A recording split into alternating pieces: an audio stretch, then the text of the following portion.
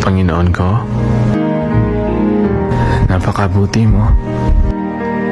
Kailangan kita sa buhay ko. Naway, tulungan mo po akong mapagtagumpayan ang lahat ng mga pagsubok at balakid sa buhay ko. Ikaw nawa ang maghari sa puso't isip ko, Panginoon.